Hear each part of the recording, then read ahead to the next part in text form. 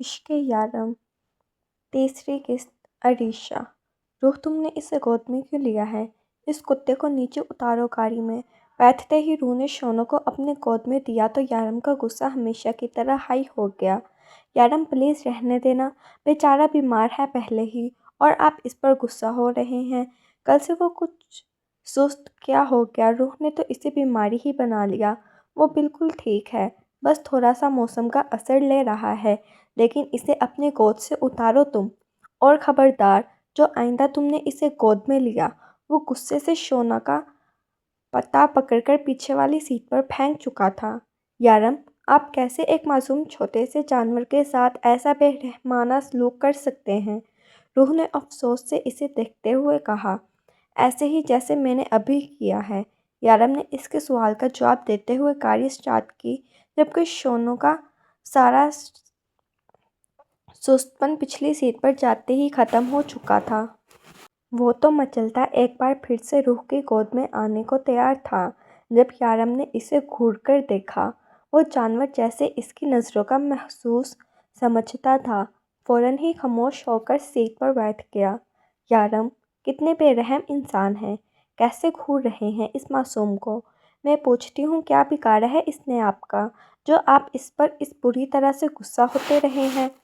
جانوروں کے ساتھ کوئی بھلا اس طرح کا سلوک کرتا ہے؟ اس کے پیچھے مڑ کر دیکھتے اور شونو کے ڈر کر چپ ہو جانے پر روح خاموش نہ رہ سکی۔ کیا مطلب ہے؟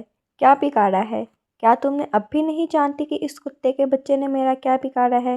یہ تمہارے اور میرے درمیان آیا ہے، یہ تم سے میرا وقت لیتا ہے، وہ بھنا کر بولا۔ یارم، آپ ایسا نہیں کہہ سکتے، بالکل غلط بیانی ہے یہ۔ میں کب اس کے ساتھ آپ کے ہوتے ہوئے وقت گزارتی ہوں؟ جب آپ گھر پر نہیں ہوتے تبھی میں شونو کے پاس رہتی ہوں۔ روح نے فوراً اس کی بات کی نفی کی تھی۔ یہ تو روح کو اپنی ذات پر ایک الزام کی طرح لگا تھا، جبکہ اس وقت میں تم مجھے یاد کر کے میری محبت کا ثبوت بھی دے سکتی ہو، اپنی محبت بھی ظاہر کر سکتی ہو، لیکن تم نے تو اس کتے کے ساتھ وقت گزارنا ہوتا ہے۔ میرے حصے کا پیار بھی تم اس کتے کو دے دیتی ہو۔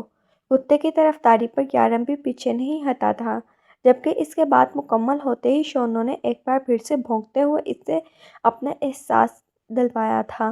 دیکھا دیکھا کباب میں ہڈی اسے ہی کہتے ہیں۔ اس نے پیچھے مڑ کر ایک بار پھر شونو دیکھتے ہوئے چتلایا۔ شونو میری جان، خاموش ہو کر بیٹھ جاؤ، آپ کے پاپا ابھی غصے میں ہیں۔ یارم کا غصہ دیکھتے ہوئے اس نے شونو کی جان بچانے کی خاطر کہا۔ روح، تم نے پھر سے مجھے اس کتے کا باپ بولا۔ روح بات پر یارم نے اس سے گھورتے ہوئے پوچھا۔ اوہ سوری، میں بھول گئی تھی شونو، آپ کے پاپا نہیں، بس آپ کی ماما کے ہسبینڈ ابھی غصے میں ہیں۔ ابھی آپ کچھ مت بولو۔ روح نے بات بدلی، اور وہ بات بدل کر بھی اس کا منہ ٹھیک نہیں کر پائی تھی، کیونکہ اس کی بات کا مطلب تو وہی تھا۔ اب حالات اتنے بگڑ چکے تھے کہ اسے ایک کتے کو گود لینا پڑ رہا تھا۔ اب بہتر تھا یارم اس سے لڑنے کی بجائے اپنی ڈرائیونگ پر فوکس کرتا، ورنہ پتہ نہیں وہ اس کتے سے اس کی کون کون سی رشتہ داریاں نکلوا دیتی۔ خضر یارم کے آنے کا انتظار کر رہا تھا کہ وہ اس کے ساتھ ہی آفس کے لیے نکلے۔ جب گاڑی سے روح اور شونو کو نکلتے دیکھ کر وہ اختیاری ہی مسکرایا۔ اسے یقین تھا کہ آج یارم کسی قیمت پر روح کو نہیں لائے گا۔ کل کی ساری کہانی لیلا اسے سنا چکی تھی، سو روح کو یہاں دیکھنے پر حیرت تو بنتی تھی۔ السلام علیکم ماموں، کیسے ہیں؟ روز کی طرح فریش سا چہرہ دیکھ کر خضر کو خوشی ہوئی تھی، مطلب کہ وہ اپنی ضد منوا کر یہاں آ چکی تھی۔ میں تو بالکل ٹھیک ہوں ماموں کی بھانجی، لیکن تم ضد چھوڑ کیوں نہیں دیتی؟ اسے اتنا تنگ مت کیا کرو، خضر نے سمجھایا۔ تم کون ہوتے ہو اسے یہ کہنے والے؟ پیچھے سے آتے یارم نے اس کی بات سنی اور روح کے بالکل قریب آ کر کھڑا ہوا۔ یہ میری روح ہے خضر، اس کا حق بنتا ہے کہ یہ مجھے تنگ کرے، مجھے ستائے۔ تم اس کے ماموں ہو، اس کا مطلب یہ نہیں کہ تم اسے مجھ سے زیادہ چاہتے ہو۔ وہ اس کے روبرو کھڑا پڑا کہنے لگا تو خضر مسکرا کر نفی میں سر ہلانے لگا۔ میری اتنی مجال کہ میں اسے کسی کام سے منع کر سکوں؟ خضر نے اپنے کانوں کو ہاتھ لگایا۔ اس حادثے کے بعد یارم خضر کے ساتھ بھی مقابلے پر اتر آیا تھا۔ وہ روح کا اکلوتا رشتہ تھا، لیکن یہاں بھی یارم کا یہی کہنا تھا کہ اس سے زیادہ روح پر اور کسی کا کوئی حق نہیں ہے، اور خضر اس بات کو دل و جان سے قبول کرتا تھا۔ اس کی اتنی مجال کہاں کہ وہ یارم کے ہوتے ہوئے روح پر اپنا حق جتائے۔ اپنا خیال رکھنا روح، اور دوائی ٹائم پر کھانا۔ میں لیلا کو بتا کر جاؤں گا، اور اس کتے سے دور رہنا۔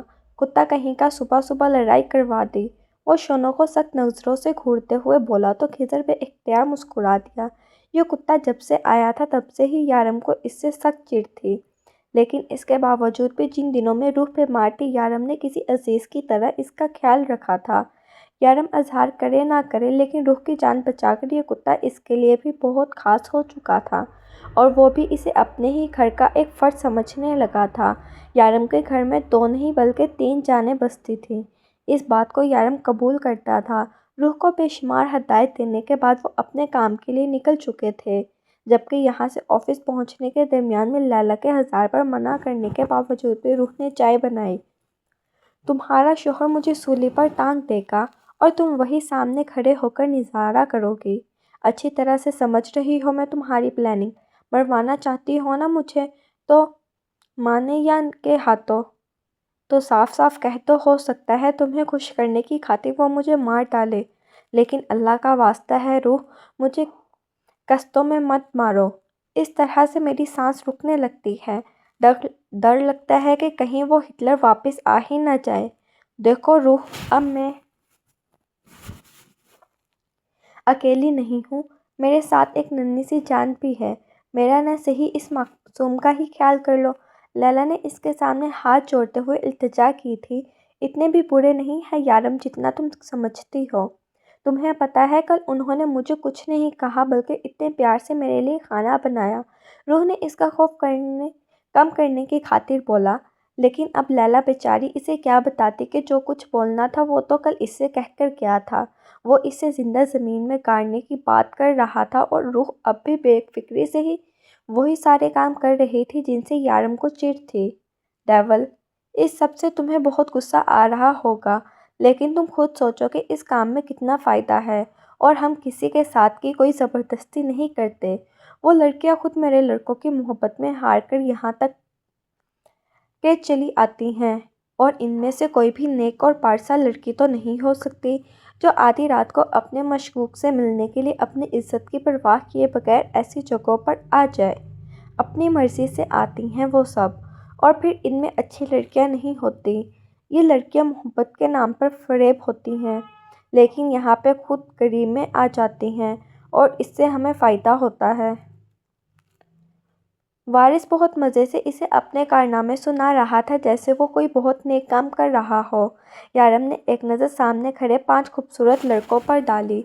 یہ اسٹائلش اور خوبصورت لڑکے کسی بھی لڑکی کا خواب ہو سکتے تھے، شکل سے کسی امیر گھرانے کے لگتے تھے، اور ایسے لڑکوں کا ہی تو خواب لڑکیاں دیکھتی ہیں جو یہ سوچتی ہیں کہ کسی امیر لڑکے کو اگر ان سے پیار ہو جائے تو ان کی ساری زندگی سنور سکتی ہے۔ لیکن ان خوبصورت چہروں کے پیچھے چھپے گھٹیا ارادوں کو وہ لڑکیاں کیوں نہیں سمجھ پاتی؟ اپنی عزت کو اپنے ہاتھوں گنوا دیتی ہیں۔ کیوں وہ کردار کو مضبوط نہیں رکھ پاتی؟ کیوں عورت اپنا معیار اتنا گرا دیتی ہے؟ کیونکہ اپنے شوہر کی امانت میں خیانت کر کے اپنے آپ اور اپنے آنے والی نسلوں کو برباد کر دیتی ہیں۔ ان لڑکیوں کو سوچتے ہوئے اسے ایک پل کے لیے اپنی روح کی یاد آئی تھی، پاکیزہ معصوم مضبوط کردار کی مالک جو اپنے شوہر کو ہی اپنے تن بدن کا مالک سمجھتی ہے اور دین حق پر چلتی ہے، اور دوسری طرف تھی یہ لڑکیاں، صرف خوبصورت چہرے اور چند پیسوں کی خاطر کیسے اپنے آپ کو برباد کر دیتی ہیں۔ اس کے سامنے میز پر 70 سے زیادہ ویڈیو کلپ کی ڈیٹیلز پڑی تھی جن میں ان لڑکوں کی عزت کا سودا کیا جا رہا تھا۔ میں نے تمہیں منع کیا تھا وارث، ایسا کام نہ کرنا جس سے تم میری نظروں میں آؤ، لیکن تم نے وہی کیا۔ اب تم بتاؤ تمہیں اس گناہ کی کیا سزا دوں؟ ڈیول نے جیسے اس کی تقریر سنی ہی نہیں تھی۔ ڈیول، میں تمہیں بتا تو چکا ہوں میرا کوئی قصور نہیں ہے۔ یہ لڑکیاں خود میرے لڑکوں کی محبت میں کھینچی یہاں چلی آتی ہیں، اور ان لڑکیوں کے ساتھ کوئی زبردستی کسی قسم کی کوئی زیادتی نہیں ہوتی۔ تم یہ ویڈیو دیکھ سکتے ہو۔ یہ لڑکیاں اپنی مرضی سے میرے لڑکوں کے ساتھ تعلقات بناتی رہی ہیں۔ وارث اب بھی اپنا جرم قبول کرنے کو تیار نہیں تھا۔ یہ بات یارم کو مزید غصہ دلا رہی تھی۔ شارف نے میز سے اورنجل سیدھی اٹھاتے ہوئے توڑنا شروع کر دیں تو وارث کو بہت غصہ آیا، لیکن ڈیول کے سامنے کچھ بھی بولتا اس کی اوقات سے باہر تھا۔ سامنے کرسی پر بے نیاز اور بے فکر بیٹھا وہ شارف کو یہ کام کرتے دیکھ رہا تھا۔ باقی کچھ اور بھی ہے یا بس یہی ہے؟ شارف نے پوچھا۔ اور کچھ نہیں ہے، بس یہی سیویز تھی جو تم نے ضائع کر دی۔ وارث نے شارف کو گھورتے ہوئے دانت پیس کر کہا۔ بیٹا، ابھی تو ہم تجھے ہی ضائع کریں گے اور تیرے ان لوگوں کو بھی۔ اس طرح سے کہنے پر ہی خضر بھی بول اٹھا۔ اس سے پہلے لگا تھا کہ وارث اپنی غلطی کو قبول کرے گا، لیکن وہ تو سینہ تانے اپنے گناہ کو غلط کہنے کی تیاری کر رہا تھا اور ایسے لوگوں کا وہی انجام کر سکتا تھا۔ کیا مطلب ہے تمہارا؟ تم ایسے نہیں کر سکتے میرے ساتھ ڈیول۔ میں نے تمہارا بہت ساتھ دیا ہے اور میں نے کبھی بھی تمہارے خلاف جا کر کوئی کام نہیں کیا۔ یہ لڑکیاں خود لوٹنے کو تیار ہیں تو کون سا آدمی پیچھے ہٹے گا؟ یارم کی خاموشی پر وارث پریشانی سے بولا تھا، کیونکہ یہ طوفان سے پہلے کی خاموشی بھی ہو سکتی تھی۔ اسے ڈر تھا کہ کہیں وہ ڈیول کی بیڈ لسٹ میں نہ آ جائے۔ شارف، ان لڑکوں کو یہاں سے لے کر چلے جاؤ۔ ان کا قصور بس اتنا ہے کہ انہوں نے اپنی خوبصورتی کو غلط طریقے سے استعمال کیا ہے، لیکن ان کی غلطی کی سزا بھی انہیں ملے گی۔ ان کی شکل صرف دیکھنے کے لائق ہونی چاہیے، چاہے کہ نہیں۔ وہ اٹھ کر ان لڑکوں کے سامنے کھڑا کہنے لگا تو پانچوں بکھلا گئے۔ ڈیول، ہمیں معاف کر دے، ہم سے غلطی ہو گئی، ہم دوبارہ ایسا کام نہیں کریں گے۔ ان میں سے دو لڑکے یارم کے پیروں پر جھکے معافی مانگنے لگے، جبکہ ان دونوں کو اس طرح سے معافی مانگتے دیکھ کر باقی تینوں بھی اپنی موت کو اپنے قریب دیکھتے ہوئے ہاتھ باندھ چکے تھے۔ ایسا کام دوبارہ نہیں کریں گے۔ ڈیول، پلیز ہمیں چھوڑ دیں، ہماری کوئی غلطی نہیں ہے۔ وہ لڑکیاں خود ہمارے ساتھ آنے کو تیار تھیں اور جو بھی ہوا ان کی مرضی سے ہوا۔ ہم نے کسی قسم کی کوئی زبردستی نہیں کی۔ وہ اپنی صفائی پیش کرتے ہوئے بولا۔ لڑکی اپنی عزت کے محافظ کے حوالے کرتی ہے، جسے وہ چاہتی ہے، جسے وہ اپنا مانتی ہے، جس کی خاطر وہ اپنا تن من دینے کو تیار ہو جاتی ہے۔ محبت دنیا کا سب سے انمول چیز ہے، اللہ کی طرف سے دیا گیا ایک تحفہ ہے، اور اس تحفے کو تم نے اتنا بے مول کر دیا کہ آج لوگوں کا محبت پر سے ایمان اٹھ گیا ہے۔ میں یہ نہیں جانتا کہ قصور صرف تم لوگوں کا ہے، قصوروار وہ لڑکیوں کا بھی ہے جو بنا کسی جائز رشتے کے تم لوگوں کے ساتھ یہاں تک آتی رہی اور کل ان کی سیویز کی صورت میں بازاروں میں بکنے والی تھی۔ قصوروار لڑکیوں کا بھی ہے، لیکن یہ بھی حقیقت ہے کہ اس معاملے میں لڑکیاں دل سے سوچتی ہیں، دماغ سے نہیں، اور بعد میں تم لوگ انہی معصوم دلوں کے ساتھ کھیل کر ان کی زندگی برباد کر دیتے ہو۔ کتنی عام سی بات ہے نا، ہم اکثر سننے میں کہ کسی لڑکی کا MS لیک ہوتا ہے، آج ایک لڑکی تو کل دوسری لڑکی کا، اور اس کے بعد کیا ہوتا ہے؟ کسی ایک جگہ سے خبر آتی ہے کہ لڑکی نے خودکشی کر کے اپنی جان لے لی، تو دوسری جگہ سے خبر آتی ہے کہ لڑکی کے باپ بھائی نے غیرت کے نام پر قتل کر دیا، اور تم جیسے لڑکے پھر کسی دوسرے کا شکار ڈھونڈنے نکل جاتے ہو۔ ایک بار تم لوگ یہ نہیں سوچتے کہ جس کو تم نے اس غلط راہ پر لگا دیا وہ اپنی جان گنوا چکی ہے؟ کل تک شاید ان لڑکیوں کے ساتھ بھی یہی ہوتا، اور نہ جانے کتنی لڑکیوں کے ساتھ ایسا اور ہو چکا ہوگا، اور تم لوگ آج معافی مانگ رہے ہو۔ لیکن اس معاملے میں کچھ نہیں کر سکتا میں، کیونکہ ڈیول کی کتاب میں معافی کا کوئی لفظ نہیں ہے۔ شارف، لے جاؤ ان کو یہاں سے، اور دوبارہ کسی لڑکی کے ساتھ ایسی حرکت کرنے سے پہلے 1000 بار سوچ لینا۔ یارم سختی سے کہتا ایک بار پھر سے وارث کے سامنے آ بیٹھا تھا۔ تمہاری بیٹی بھی اسی یونیورسٹی میں پڑھتی ہے نا؟ وہ اپنی جیب سے کچھ نکالتے ہوئے ٹیبل پر پھینک چکا تھا۔ وہ بھی کسی لڑکے کے عشق میں بری طرح سے گرفتار ہے۔ ممکن ہے کہ کل ایسی ہی کوئی ویڈیو تمہاری بیٹی کی بھی لیک ہو جائے۔ تم نے میرے ساتھ اچھا وقت گزارا ہے وارث، مجھے تم سے ایسے گھٹیا کام کی کوئی امید نہیں تھی۔ میں امید کرتا ہوں کہ تم دوبارہ ایسا کچھ نہیں کرو گے، لیکن یہ مت سوچنا کہ ڈیول کی نظر میں گناہگار نہیں ہو۔ میں تمہیں تمہارے گناہ کی سزا ضرور دوں گا، لیکن اس سے پہلے تم اپنی بیٹی کو بچا لو۔ جلد ملیں گے۔ یارم نے باہر کی طرف قدم بڑھائے تو خضر اور شارف بھی اس کے پیچھے چل دیے، جبکہ وارث بے چینی نظروں سے تصویریں دیکھ رہا تھا جو یارم اس کے سامنے ٹیبل پر پھینک کر گیا تھا۔ مجھے نہیں لگتا تھا کہ تم وارث کو چھوڑ دو گے، خضر نے نکلتے ہوئے کہا۔ میں اسے سزا کیسے دے سکتا ہوں خضر، جبکہ اسے سزا اللہ نے دی ہے، اس کی بیٹی کے روپ میں۔ جس لڑکے سے وہ محبت کر بیٹھی ہے وہ ایسے ہی ایک گینگ کا لیڈر ہے جو میری نظر میں بھی ہے، اور بہت جلد میں اسے بھی اس کے انجام تک پہنچا جاؤں گا۔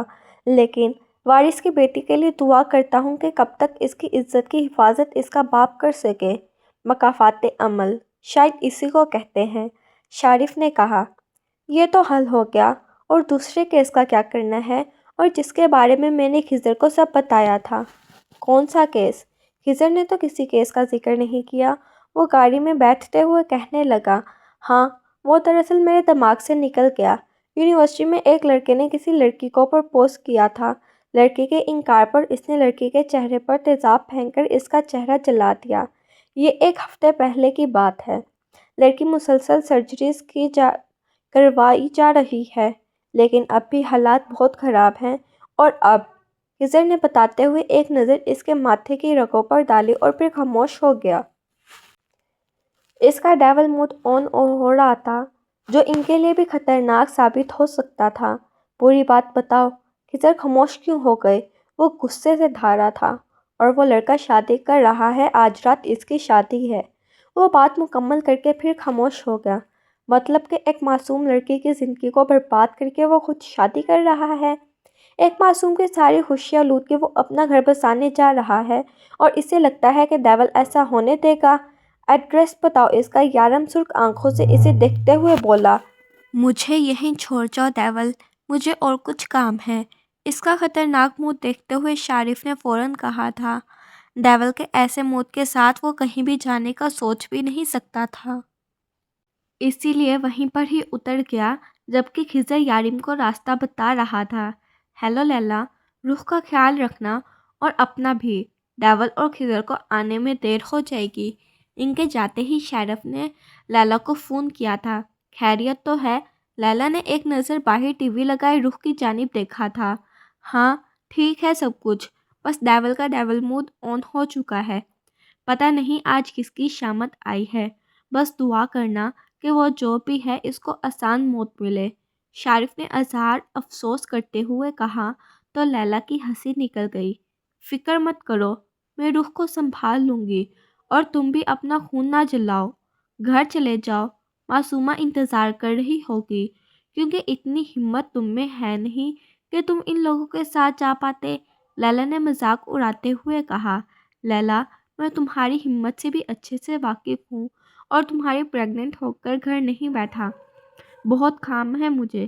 اتنا ہی فارغ ہونا، وہ سنانے والے انداز میں کہتا فون بند کر چکا تھا، جبکہ اپنی بات پر غور کر کے جہاں اس نے خود پر لعنت بھیجی تھی وہاں لیلا کا کہکہا اسے فون پر گونجتا سنائی دے رہا تھا۔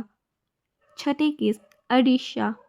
وہ بنا آگے دیکھے پیچھے دیکھے سیدھا شادی والے گھر میں داخل ہو چکے تھے۔ ہال کو سرخ گلاب کے پھولوں سے سجایا گیا تھا، جبکہ ہر طرف لائٹنگ کی گئی تھی۔ بے شک اس جگہ کی خوبصورتی بے مثال تھی۔ یارم کو اس ماحول سے نفرت ہو رہی تھی۔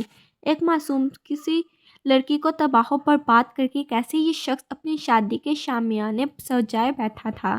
وہ جیسے ہی کمرے کے اندر داخل ہوا، سامنے ہی ایک آدمی بیٹھا ہاتھ میں سیگار پکڑے ہوئے مہمانوں سے محو گفتگو تھا۔ خضر تیزی سے آگے بڑھتے ہوئے اس شخص کا گرہ پکڑ چکا تھا۔ بیٹا کہاں ہے تمہارا؟ تم کون ہو؟ اس طرح سے بدتمیزی کیوں کر رہے ہو؟ تم اندر کیسے آئے، اور میرے بیٹے سے تمہیں کیا کام ہے؟ وہ شخص انتہائی غصے سے اس سے پوچھنے لگا۔ جب خضر نے اپنی جیب سے پستول نکالتے ہوئے اس کے پیٹ کے ساتھ دبائی۔ پہلے مرنا چاہو گے یا اپنے بیٹے کا بتاؤ گے؟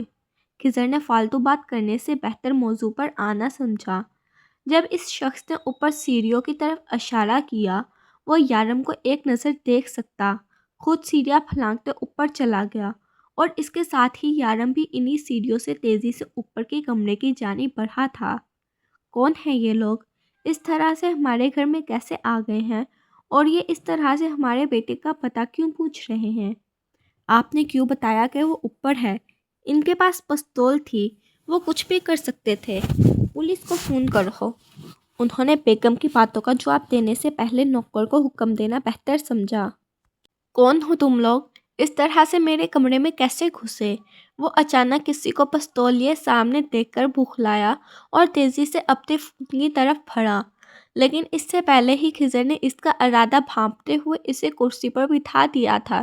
یہی تو بتانے آئے ہیں ہم، تمہیں کہ ہم کون ہیں؟ خضر نے کہتے ہوئے یارم کو دیکھا جو پرسکون سا سامنے والی کرسی پہ بیٹھا تھا۔ آنکھوں میں اس قدر غصہ تھا کہ خضر کو یقین تھا یہ لڑکا آج اس کے قہر کا نشانہ ضرور بنے گا۔ خضر بھی زیادہ دیر اس کے شکار کے پاس نہیں رہا تھا۔ وہ پیچھے ہٹا تو یارم نے اس کی جانب قدم بڑھائے۔ جس لڑکی کو 6 دن پہلے یونیورسٹی میں تیزاب سے جلایا ہے، تم نے اس کے بھائی ہیں ہم۔ کیا سمجھ کے رکھا ہے؟ بے آسرا ہے، بے سہارا ہے، وہ ماں باپ سر پر نہیں ہے، ایک ہاسٹل میں رہتی ہے تو تمہارے کھیل کا سامان بن گئی ہے، اور تم جیسے امیر زادے اس کا فائدہ اٹھا سکو گے۔ اس معصوم کی زندگی برباد کر کے کتنی آسانی سے شادی کر رہے ہو تم۔ ایک بار بھی تمہیں خیال آیا کہ تم نے اس کی ساری زندگی برباد کر دی ہے؟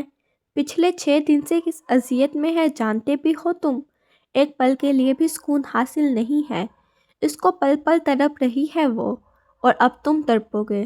یارم ایک زوردار مکہ اس کے منہ پر مارتے ہوئے دھارا تھا، لیکن ہم تمہیں اس لڑکی کی تکلیف کا احساس نہیں دلوائیں گے، کیونکہ اب تم بھی وہی تکلیف سہو گے، وہ جو درد سہ رہی ہے، وہ جو لڑکی پچھلے 6 دنوں سے دن رات سہتی ہے، وہی درد اب تمہارا مقدر بنے گا۔ اس لڑکی کے ایک چھوٹے سے انکار کے تم لوگ انا کا مسئلہ بنا لیتے ہو نا؟ آج تمہاری انا بھی اس تیزاب کی آگ میں جل کر مر جائے گی۔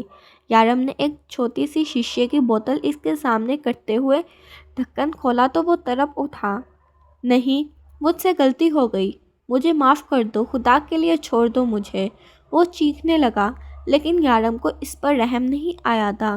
خضر دروازہ کھول دو، اس کی چیخوں کی آواز باہر تک جانی چاہیے۔ اس کے حکم پر خضر نے دروازہ کھول دیا اور اس کے بعد ڈیول نے اپنا کام کیا۔ اس کی چیخو پکار میں اس لڑکی کی چیخو پکار بھی تھی۔ جو نہ جانے کتنے وقت سے اس تکلیف کو سہ رہی تھی۔ اس نے ڈھکن کھول کر اس میں موجود تیزاب اس کے چہرے پر پھینکا تو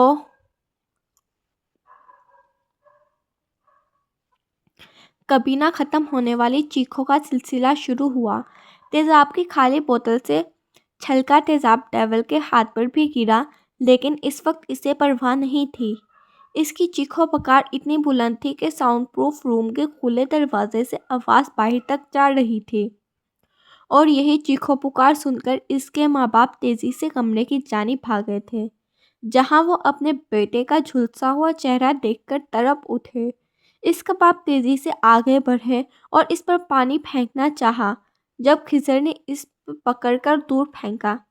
اتنا بھی مت تڑپیے جج صاحب، یہ آپ کی ہی غلطیوں کی سزا ہے جو آپ کے بیٹے کو مل رہی ہے۔ کیا پرورش کی ہے آپ نے اپنی اولاد کی؟ یہ جو آج تکلیف آپ کا بیٹا برداشت کر رہا ہے، وہی تکلیف 6 دن سے ایک لڑکی بھی برداشت کر رہی ہے۔ کیا سوچا تھا اس نے؟ کہا کہ یہ جو چاہے گا وہ کرے گا اور اس کا باپ اسے بچا لے گا، لیکن معاف کیجیے، یہ کیس آپ کی نہیں ڈیول کی عدالت میں آیا ہے، اور ڈیول کی عدالت میں کسی کے باپ کی اولاد نہیں دیکھی جاتی۔ یارم سے کہتے ہوئے ایک بار پھر سے اس کی طرف دیکھا جو درد سے جھلس رہا تھا اور بے ہوش ہو چکا تھا۔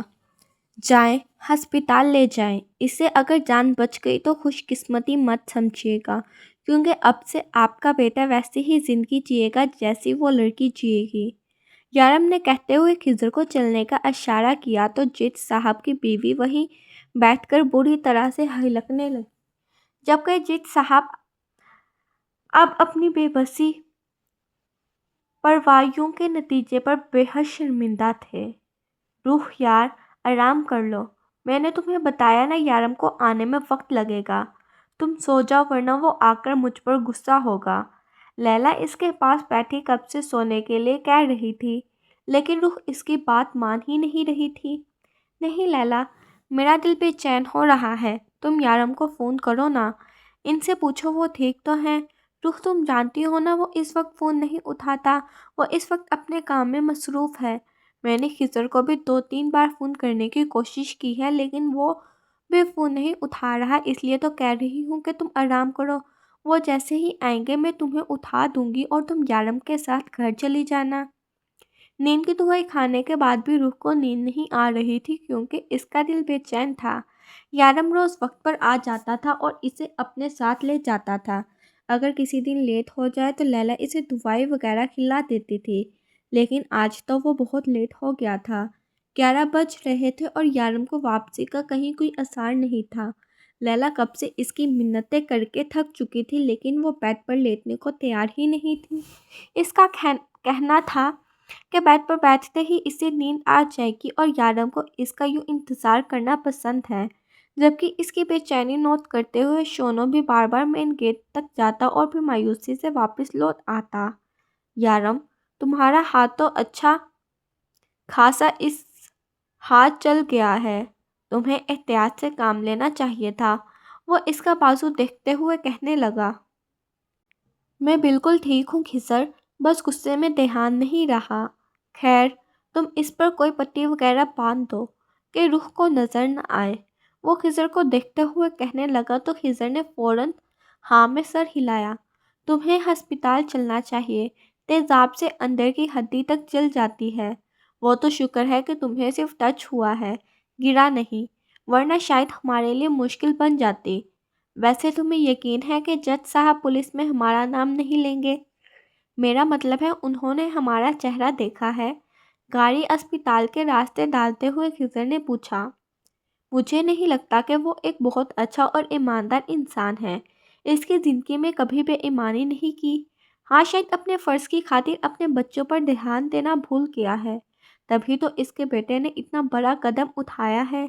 باپ کی بے دہانی اور ماں کی طرف سے ملنے والی آزادی سے بچے بگڑ جاتے ہیں اور پھر ایسے بچوں کا یہی انجام ہوتا ہے۔ ان لوگوں کو لگتا ہے کہ ہم دنیا میں کچھ بھی کر سکتے ہیں، ان لوگوں کو لگتا ہے کہ ہم دنیا میں کچھ بھی کر لیں، کوئی ہمیں کچھ کہنے کا حق نہیں رکھتا، لیکن ایسے لوگوں کو صحیح راستے پر لانے کے لیے ہی اللہ نے ہم جیسے لوگوں کو بنایا ہے۔ خضر نے گاڑی ہسپتال کے باہر رکی تو یارم نے ایک نظر اس کو دیکھا، جیسے یقین تھا کہ وہ اب اس کی بات نہیں مانے گا۔ یارم پلیز بنا کچھ کہے اندر چلو، تمہارے ہاتھ میں گہری چوٹ ہے، میں نہیں چاہتا کہ تمہیں کسی بھی قسم کا کوئی بھی نقصان ہو، اور ویسے بھی ہم کافی لیٹ ہو چکے ہیں۔ لیلا بھی کتنی بار فون کر چکی ہے لیکن میں نے فون نہیں اٹھایا اور روح بھی پریشان ہو رہی ہوگی۔ میرے لیے نہ صحیح لیکن اپنی روح کے لیے تو تم اتنا کر ہی سکتے ہو، خضر نے مسکراتے ہوئے کہا، جیسے اسے یقین ہو گیا کہ اب یارم انکار نہیں کرے گا، اور اس نے انکار نہیں کیا تھا، بس ایک ہاتھ سے اسے آنے کا اشارہ کیا اور خود ہسپتال کے اندر چلا گیا۔ گاڑی گھر کے باہر رکی تو شونو کے بھونکنے کی آواز شروع ہوتے ہی روح بھی تیزی سے اس کے پاس آتے ہوئے اس کے سینے سے آ لگی۔ وہ حیران ہوا تھا کہ وہ ابھی تک جاگ کیوں رہی ہے، یہ اس کی صحت کے لیے بالکل ٹھیک نہیں ہے، لیکن پھر بھی غصہ اسے روح پر نہیں بلکہ لیلا پر آیا تھا، جو اس کے آتے ہی اپنی صفائی دینے لگی۔ ڈیول، میں نے اس کی منتیں کی کہ پلیز سو جاؤ، تم نے میڈیسن لی ہے، لیکن اس نے میری ایک بھی بات نہیں مانی اور تمہارا انتظار کرتی رہی ہے۔ ہاں یارم، میں کب سے آپ کا انتظار کر رہی تھی، آپ کہاں رہ گئے تھے؟ یہ مجھے زبردستی سونے کا بول رہی تھی، میں نے اسے بتایا بھی کہ آپ کو اچھا لگتا ہے میرا جاگ کر آپ کا انتظار کرنا، لیکن یہ میری بات مان ہی نہیں رہی تھی۔ لیلا، جو اپنی جان بچانے کے لیے اس کی شکایت لگا رہی تھی، اس کی شکایت پر اس کا منہ کھل گیا۔ کوئی بات نہیں میرا بچہ، ہم ابھی گھر چل رہے ہیں۔ اس نے شونو کو اشارہ کیا تو وہ اس کے اشارے کو سمجھتے ہی فوراً گاڑی میں بیٹھنے کے لیے اچھلنے لگا تو دروازہ کھول کر خضر نے اس کی مدد کرتے ہوئے کھول دیا۔ ایک الوداعی نظر خضر کی طرف دیکھا اور روح کو چلنے کے لیے کہا۔ جب روح کی نظر اس کے ہاتھ پر پڑی، یارم، آپ کو چوٹ لگی ہے، یہ کیا ہوا آپ کو؟ وہ بے چین ہو گئی تھی۔ یارم نے بس نفی میں سر ہلایا، اس کے لیے دروازہ کھولا اور تھوڑی ہی دیر میں ان کی گاڑی خضر کے گھر سے نکل چکی تھی۔ کیا بات ہے خضر، تم اتنے پریشان کیوں ہو؟ میں نوٹ کر رہی ہوں جب سے تم آئے ہو تب سے مجھے کچھ الجھے لگ رہے ہو، سب کچھ ٹھیک تو ہے؟ لیلا نے اسے دیکھتے ہوئے پوچھا۔ ہاں سب ٹھیک ہے لیلا، بس ایک بات کو سوچ کر تھوڑا پریشان تھا۔ وہ لیلا کے گرد بازو پھیلائے اسے اندر لے جانے لگا تو لیلا بھی اس کے ساتھ اندر داخل ہوئی۔ کون سی بات تمہیں بے چین کر رہی ہے؟ مجھے تو بتاؤ، ہو سکتا ہے میں تمہاری کچھ مدد کر سکوں، لیلا نے ہمدردی سے پوچھا۔ تم نے نوٹ کیا ہے لیلا، روح اب پہلے کی طرح نہیں رہی۔ اب وہ یارم کے بغیر نہیں رہ سکتی۔ اب وہ یارم کو بے حد چاہتی ہے۔ بس میں اسے سوچ رہا تھا کہ آج کام کے دوران یارم کو چوٹ لگ گئی تھی، کل کچھ بھی ہو سکتا ہے، اور اگر یارم کو کچھ ہو گیا تو روح کا کیا ہوگا؟ کیا روح اس کے بغیر جی پائے گی؟ وہ اپنی بے چینی اسے بتاتے ہوئے بہت پریشان لگ رہا تھا۔ اللہ روح سے بہت پیار کرتا ہے خضر، وہ کبھی روح کو یوں تنہا نہیں چھوڑے گا۔ روح اور یارم تو ایک دوسرے کے لیے تحفہ ہیں اور تحفے کبھی چھینے نہیں جاتے، لیلا نے مسکرا کر کہا تو اس کی بات پر خضر بھی ہلکا سا مسکرا دیا تھا، لیکن اس کی بے چینی ختم نہیں ہوئی تھی۔ یارم بتائیں نا مجھے، آپ کے ہاتھ پر کیا ہوا؟ یہ اتنی بڑی چوٹ کیسے لگی آپ کو؟ اس کے ہاتھ کو دیکھتے ہوئے وہ بس رونے کو تیار تھی۔ کچھ نہیں ہوا میری جان، بس تھوڑی سی چوٹ لگی ہے، لیکن تم فکر مت کرو، مجھے بالکل درد نہیں ہو رہا۔ اس کی بے چینی دیکھتے ہوئے یارم نے محبت سے اس کے ماتھے کو چوما تھا۔ اتنی بڑی چوٹ لگی ہے اور آپ کہہ رہے ہیں کہ درد نہیں ہو رہا؟ یقیناً درد ہو رہا ہوگا، آپ جھوٹ بول رہے ہیں یارم، اللہ جھوٹ بولنے والوں کو پسند نہیں کرتا۔ پلیز بتائیں نا مجھے کیا ہوا ہے، آپ کو کیسے لگی ہے آپ کو یہ چوٹ؟ وہ پھر سے پوچھنے لگی۔ اچھا چھوڑو اس کو، یہ بتاؤ آئس کریم کون سی کھاؤ گی؟ سامنے آئس کریم پارلر کی ایک شاپ دیکھتے ہوئے اس نے پوچھا۔ کچھ نہیں کھاؤں گی جب تک آپ مجھے نہیں بتاتے کہ آپ کے ہاتھ پر یہ چوٹ کیسی لگی، وہ ضدی انداز میں بولی۔ مطلب کہ اسٹرابیری فلیور؟ یارم نے اس کی بات کو نظر انداز کرتے ہوئے اپنا جواب مانگا۔ کبھی کبھار چاکلیٹ بھی کھا لیا کرو یار، وہ بھی بری نہیں ہوتی۔ ویسے بھی میری جان دوائیاں کھا کھا کے اپنا منہ کڑوا کر چکی ہے، اب آئس کریم تو بنتی ہے، یہیں بیٹھو میں ابھی لے کر آیا۔ پہلے بتائے یارم یہ چوٹ؟ بس روح جس چیز سے تمہارا کوئی مطلب نہیں ہے اس سے ریلیٹڈ کوئی سوال نہیں، وہ ذرا سختی سے کہتا گاڑی سے نکلا۔ شونوں کے لیے بھی لائیے گا، اسے گاڑی سے نکلتے دیکھ روح نے یاد کروایا۔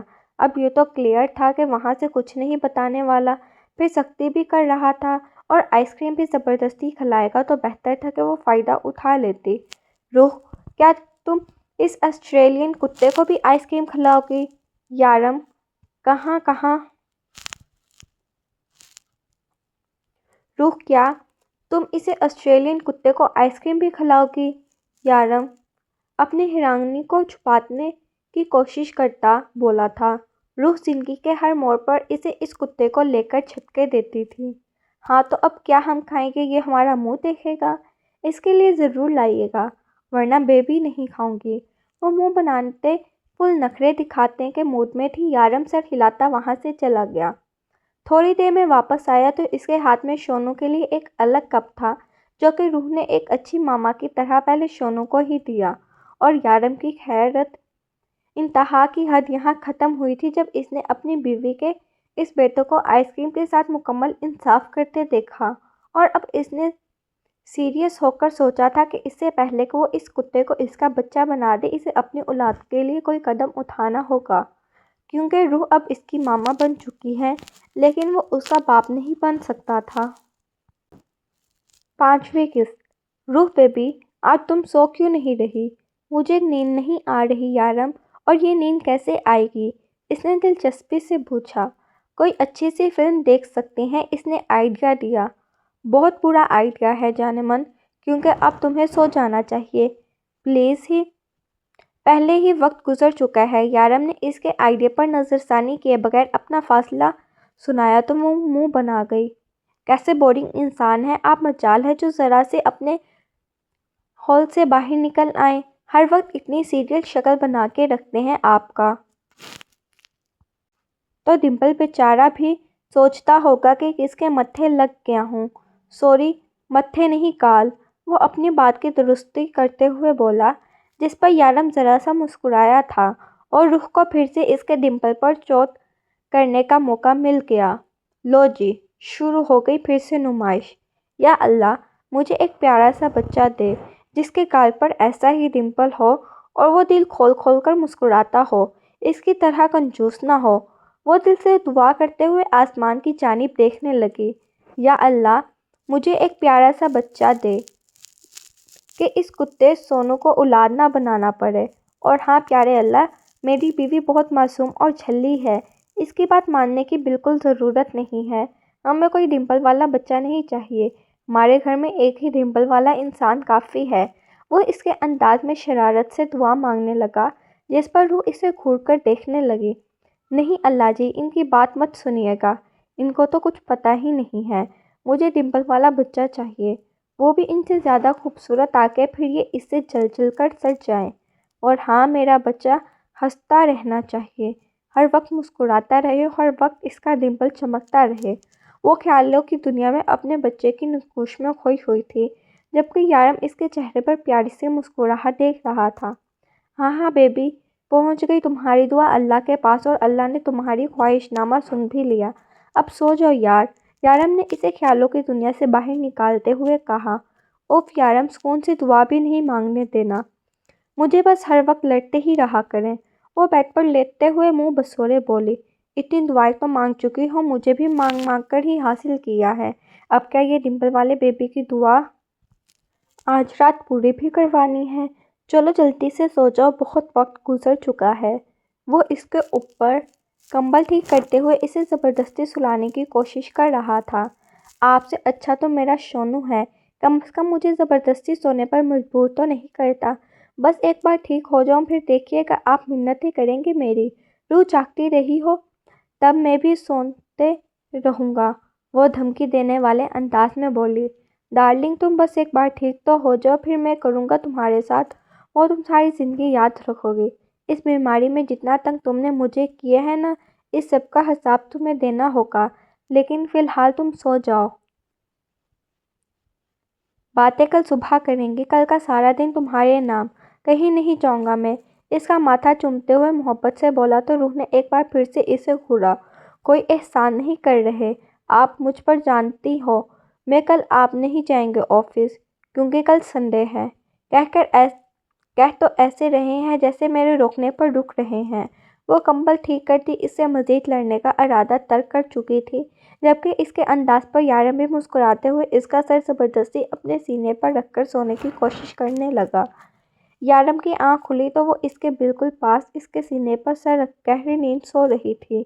اس کے چہرے پر انتہا کی معصومیت تھی، جس پر یارم کو بے پناہ پیار آ رہا تھا۔